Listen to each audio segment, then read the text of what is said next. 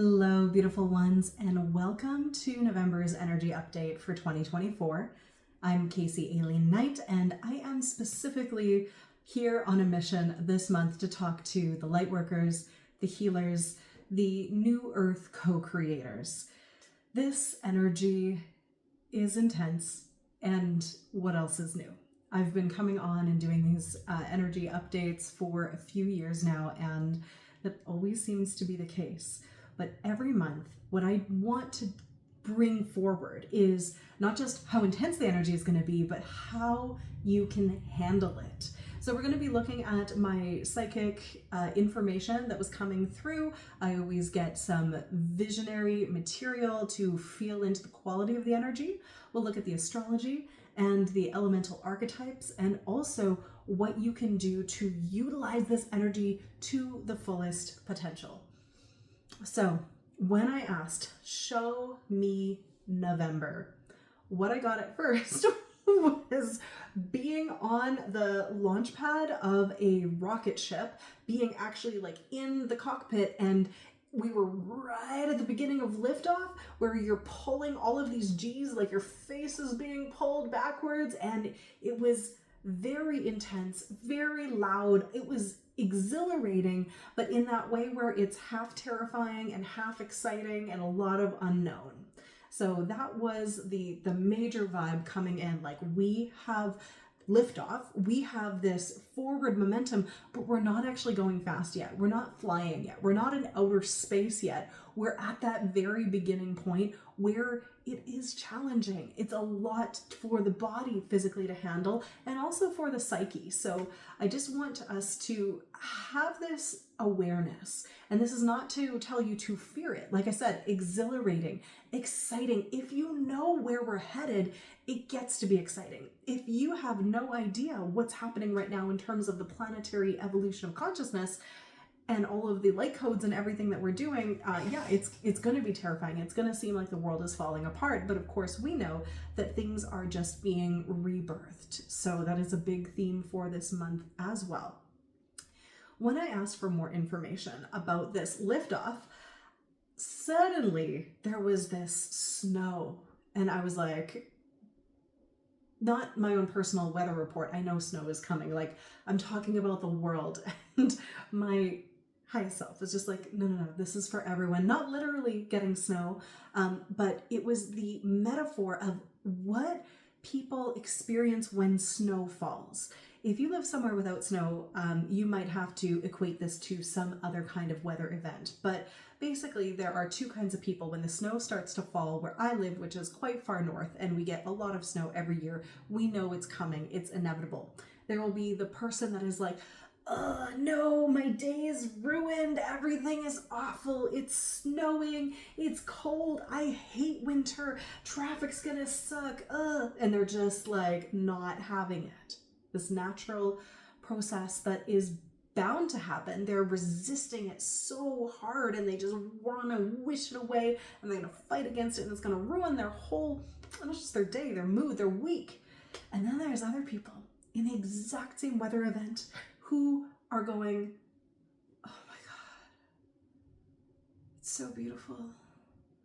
Look at the sparkles, the stillness. Wow. And it's like these two people who are experiencing the exact same event are literally in different realities. They're perceiving it differently. They're responding differently. They have different beliefs and emotions about it. It's like they're literally living in two different worlds, even though they could be sharing a house. They could be dating. They could be brother and sister. They could be mother and daughter, right? And it's two completely different realities that are frequency bandwidths that they are inhabiting. And we're going to see exactly that kind of polarity where the same experience is perceived in completely different ways play out in November. And you might be saying, well, what else is new? This is something that we have been experiencing for a while. It's just going to get more obvious that people are living in different worlds. We are going through a massive transformation and rebirth. So this is what's bringing the month in. We begin with the sun in Scorpio, and also a new moon in Scorpio. Scorpio being the water sign that is the alchemist. It's the most potently, powerfully magical sign in the entire zodiac, but it's also the most intense. It's death, it's rebirth, it's the phoenix rising. And of course, there's the shadow side to Scorpio where you dive down into the depths and you stay there and you're just like, this is all darkness. And then there is the side of the phoenix, of the rebirth, where you go dive down deep and you take all of the depths and you grab the gold nuggets and you bring them up to the light. You turn the shit into gold. Alchemy is Scorpio's power, and that's its magic. That its tarot card is the magician. So we begin with a new moon in Scorpio, sun in Scorpio. All of this Scorpio energy is inviting you to look at your personal rebirth, right? What are you wanting to create? There is this power inside of you. When you do allow yourself to go to the depths and you get to be the alchemist of your own life and basically turn your pain into purpose, turn your purpose into profit, into abundance, when you're able to turn all of the hardship, all of the hard-won lessons into something very magical with your perspective, with your magical power of alchemy. And since I'm specifically talking to the lightworkers, to the healers, to the people that are here to really make a difference, it's really about like you going first, you going into the depths, you going into the shadows, you going into the underworld and illuminating it with your consciousness and plucking those pieces of gold up and out so you can share them with the world, because most of us signed up to go through a bunch of shit so that we could teach other people how to survive it and how to go deeper than that, how to actually thrive with it, in it, from it. So this is your opportunity. Do you want to be, when you're going through the depths of this rebirth, the guy who hates the snow, or the guy who's like, oh my gosh, look at this. There's beauty in this that I can see. So there is also this big energy that's coming in right on that November 1st when we have the new moon, because we're also in the window of Samhain or Beltane, depending on where in the planet you are living. If you're in the northern hemisphere, we are going towards the winter solstice. And so the darkness is coming and we're in a time of going inwards, whereas you're coming into spring, or you're already in the spring with the Beltane celebrations in the southern hemisphere, and that's moving towards this fertility and creation energy. And I just am pointing this out to remind you that no matter which side of the planet you're on, whether you're going into a cycle of sleep or you're going into a cycle of fertility and creation, that rebirth and death are two sides of the same coin, and they exist so close together. With this window here, I think we have potency and access to magic like never before because of how much light has been coming to the planet. Last month, I did say that we were going to have a ton of the light codes coming in and CMEs in September as well, and that did occur, and it has happened, and it is going to still transpire through really honestly the next year or so as we're in the solar maximum. But all of these light codes that are coming in are upgrades, and again, a lot of intensity, but it's here to help us remember who we are and bring us back to our full power. And Scorpio season is like, yes, we want to remind you of this power. So then on November 2nd, right after this new moon, when we're still in the shadow of it, Mercury is moving into Sagittarius. And that gives us this perspective of the alchemical Scorpio energy through the lens of the teacher, the philosopher, and guide, which is literally just the magic secret sauce for lightworkers, healers, and guides. Right? To remember that what you're transmuting is not just for you, but it's for the world. And when you can look through the lens of that Sagittarius archetype, where you're basically wearing glasses of Sagittarius, that's like, ooh, we can teach this, we can help with this, we can use this you can truly access this power of the Scorpio alchemist and make it for the world, which is what you really came here to do. So like, this is our time. On November the 15th, we have a full moon in Taurus with the sun still in Scorpio. And I am getting this urge to tell you that your divine service and all that you're here to do for the world, it's not everything that you're here for. And Taurus reminds us that. Taurus is this very personal earth sign, and this full moon is asking you to release your inhibitions about your own personal desires. It is not just about your divine service. It's okay to have desires and to have needs and to have wants and to indulge them, because actually when you do that, it makes you a person who's able to be of service in a greater way. So it's really about coming into wholeness and balance with this energy. And you can release some beliefs at this time that you're not worthy, or that you don't have to actually take the time to follow, chase, or, use that desire that's in you that is specifically for you. And you can actually use it to propel you forward. Your desire for abundance, for wealth, for lovely beauty in your life, that is just as important as your desire from service. It is one and the same ultimately, and we have been brainwashed into thinking that it has to be all self-sacrifice, and I want you to really release all of that old paradigm stuff when it comes to this Taurus full moon, because we want to fill ourselves up to overflowing so that we can be of service, okay? Take a deep breath in on that. Now, when we get to November 19th, we have the massive planetary shift that we've been waiting for, with Pluto moving back into Aquarius. It was there for a little bit at the beginning of the year, and it retrograded back into Capricorn, and now it's back into Aquarius, and it's going to stay there for basically until about 2044.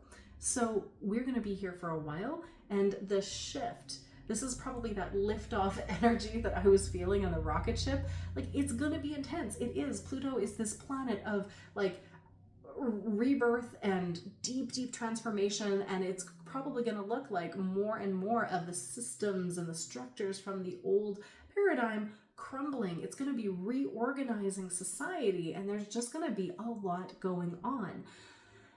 And this is your time to shine, my beautiful lightworkers, healers, people who are here to help humanity. This is the time we came here for. So this is about tapping into that Aquarius archetype as the visionary, as the one who is bringing the future codes into the now. You are here to be a living embodiment of that future possibility that most of humanity can't see or access yet.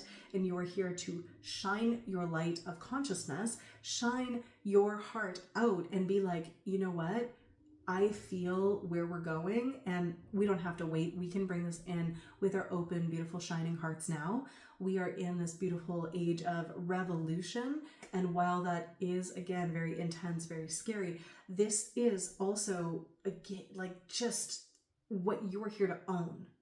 You are here to own this transition that we've been waiting for a very long time, and the waiting is over. The time is now, and that means your ability to channel this vision that you have for the future, for what life could look like, for how things could be better. It's time for you to speak that, for you to own it with full faith and full trust that it's not impossible, that it's not going to take too long, that it's not, never going to happen. But in fact, it begins right here and now with you, with us. So you get to be the literal definition of being the change that you want to see in the world. And we're going to need all hands, all hearts on deck right now, because a lot of people are going to find this time traumatic and chaotic. And you might too, but also you can see and feel the excitement of where we're headed. And I need you to really hold that for the people that can't hold it yet.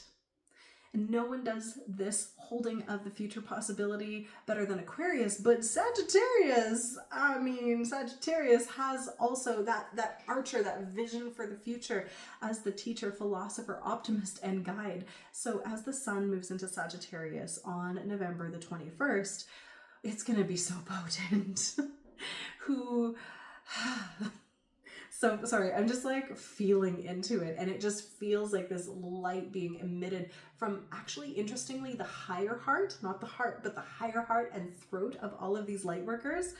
There's such heavy division happening in the world. We really do need you to tap consciously into the archetype of truth and optimism and possibility and divinity, and bring that through you, through your voice, through your actions, through your words, into the world, and work with this fiery energy to align and aim for the highest freaking timeline, not the good enough timeline, not the like, ugh, maybe this will work, like this is fine timeline, the highest timelines, okay? So play with this, bring this in on purpose, consciously. You are here as a guide.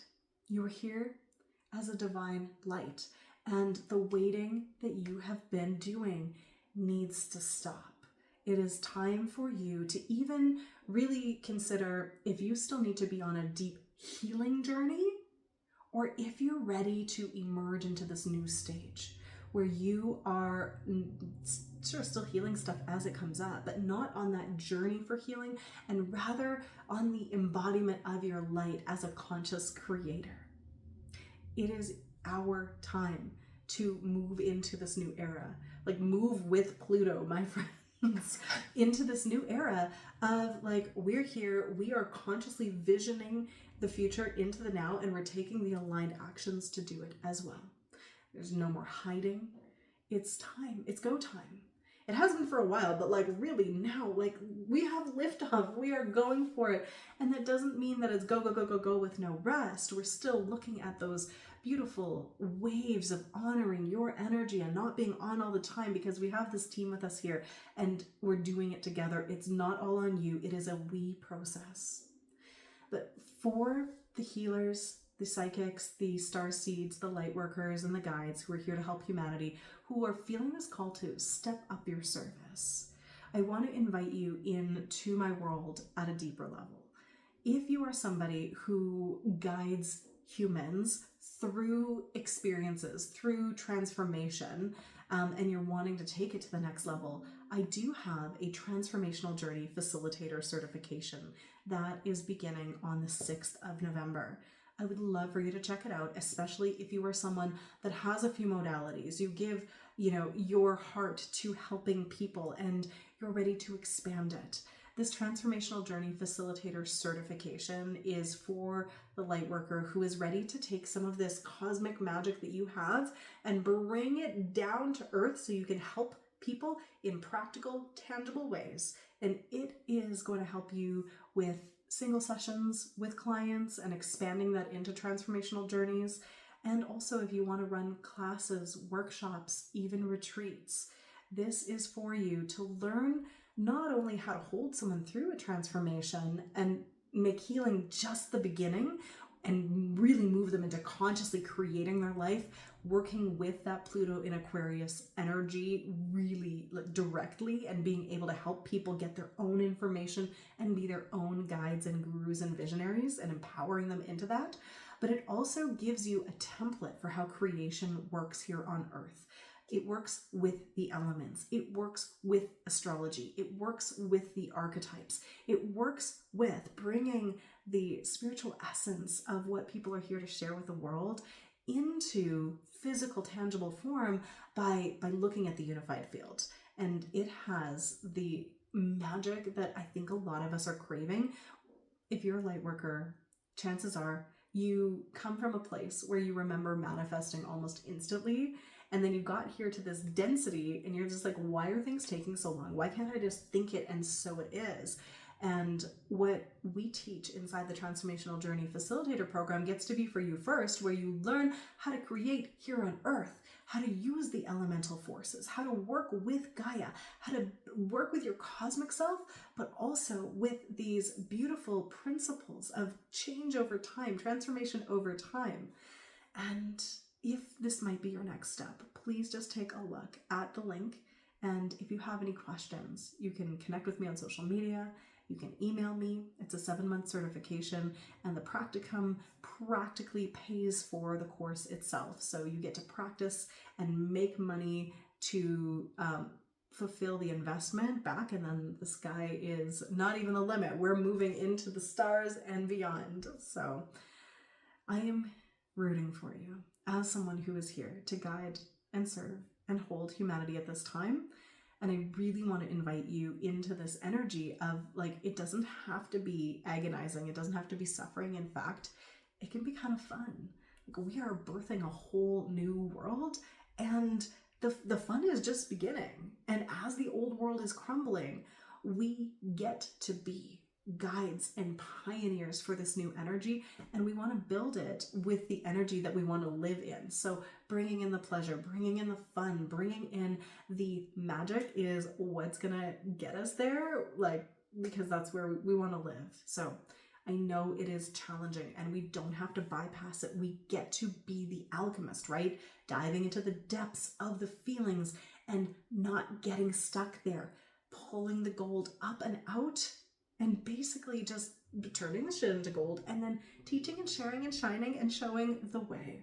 This is our time as lighthouses. This is our time to bring the full force of your magic forward. And I want to thank you for your service and for being here in this now.